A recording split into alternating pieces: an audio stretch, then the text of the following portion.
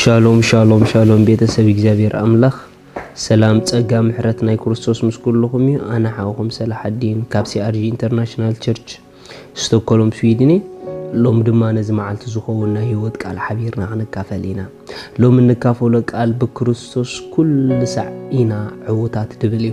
ብክርስቶስ ኩሉ ሳዕ ኢና ዕውታት ኣሪኹም ናይ ክርስትና ህይወት ሓንሳብ ትዕወት፣ ሓንሳብ ትሰዓር፣ ሓንሳብ ትዲብ፣ ሓንሳብ ትወርድ፣ ሓንሳብ ንላዕሊ፣ ሓንሳብ ንታሕቲ። እዚ ናይ ክርስትና ህይወት ኣይኮነን። ኖ ናይ ክርስትና ህይወት ኩሉ ግዜ ኣብ ዘይቋርጽ ዓወት መንባር እዩ። እሲ ናይ ክርስትና ህይወት ኩሉ ግዜ ንቕድሚት ምቕጻል እዩ። ናይ ክርስትና ህይወት ኩሉ ግዜ ንላዕሊ ምኻድ እዩ። ናይ ክርስትና ህይወት ኩሉ ግዜ ምውሳኽ እዩ።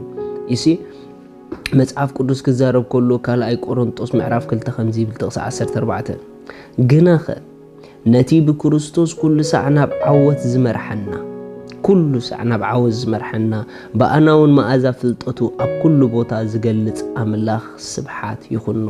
ብጣዕሚ ዝገርም ስለ ዓወትና ክዛረብ ከሎ ሃዋርያ ጳውሎስ ብክርስቶስ ሓደ ግዜ ናብ ዓወት ዝመርሐና ኣይኮነን ኢሉ ኖ ኩሉ ሳዕ እዚ ዓይነት ማይንድ ክህልወና ይግባእ እዩ። ኣብ ህይወት ኩሉ ግዜ ሰዓርቲ ምዃንና ብምንም ዓይነት መንገዲ ብተኣምር ንሕና ንሰዓረሉ ነገር ከምዘ የለ ይሲ ኩሉ ግዜ ኣብ ህይወት ዕውታት ምዃንና ደጊምና ደጋጊምና ክንሓስብ ይግብአና እዩ። እዚ ዓይነት ማይንድ እንተደኣ ኣለና ኮይኑ ብሓቂ እዚ ቃል ሓቂ ምዃኑ ኣብ ህይወትና ክንርኢ ኢና።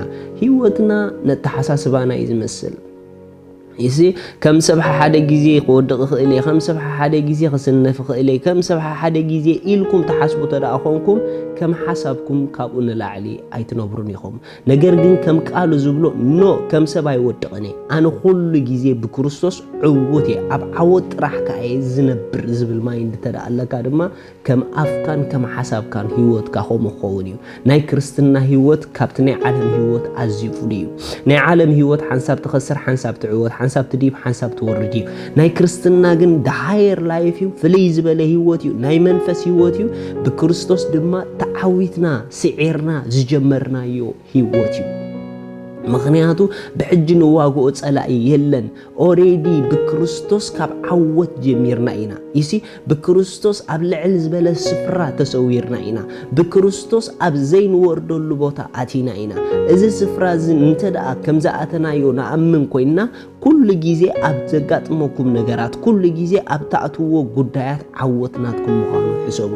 ምናልባሽ ነገራት ኣብዚ ሰዓት ዘለኹም ኣዝዮም ከቢዶምኩም ይህልው ይኾኑ እዮም፣ ግን ደስ ይበልኩም ኣእዳውኩም ንሰማይ ኣልዒልኩም ንጎይታ ክብሪ ብምሃብ ዓወትናተይ ስለ ዝገበርካዮ ተመስገን በልዎ።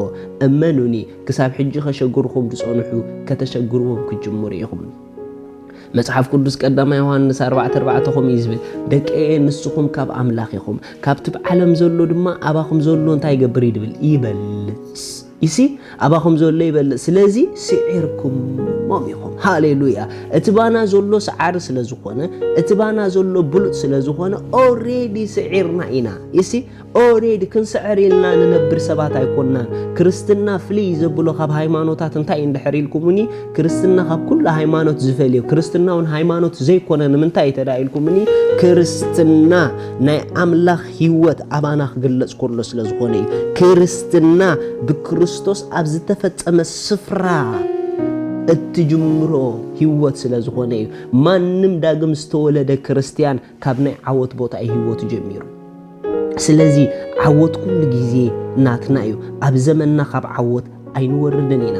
መጽሐፍ ቅዱስ ከምዚ ይብል ሮሜ ምዕራፍ 8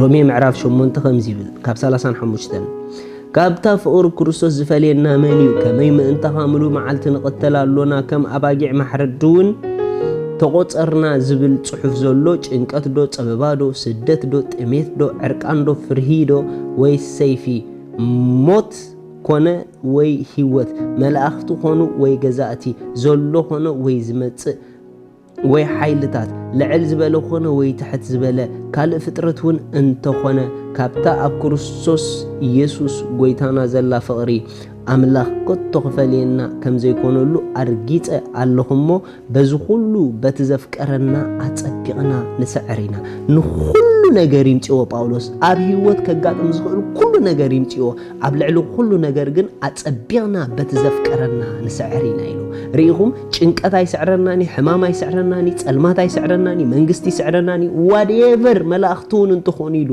ካልእ ፍጥረት እውን እንትኾነ ኖ ሞት እውን እንትኾነ ኖ ብክርስቶስ ኩሉ ግዜ ዓወት ናትና እዩ ናይ መጨረሻ ናይ ጸልማት ሓይሊ ሞት ንሕና ንዕኡ ስዒርና ኢና ሃሌሉያ ምኽንያቱ ዳግም ዝተወለድናሉ ህይወት ንሞት ዝሰዓረ ህይወት እዩ ሞት ከርክቦ ደይክእል ህይወት እዩ ስለዚ ብጎይታ ደስ ይበልኩም ዓወትኩም ሓደ ሓደ ግዜ ይኮነን ዓወትኩም ኩሉ ግዜ ብጎይታ ናትኩም እዩ ብጎይታ ደስ ይበልኩም ብዓወት ተመላለሱ أملاخ سما يبارككم لومي نقولتنا يسوع كريستوس وسينكم دي تقبلكم سبات نزني عوتي وتدليون حركمكم حج بزا ساعات زيا مساي تقليو اجزابي ربو سلودخا يسوع كريستوس يمسكنك الله يأمن الله يسوع كريستوس سلا حتياتي كم تسقله عدا حتياتي فتيمو كم زخفلو سلي كم زموته بسالسيت معلتي أملاخ كموتات كم زتنسؤو يأمن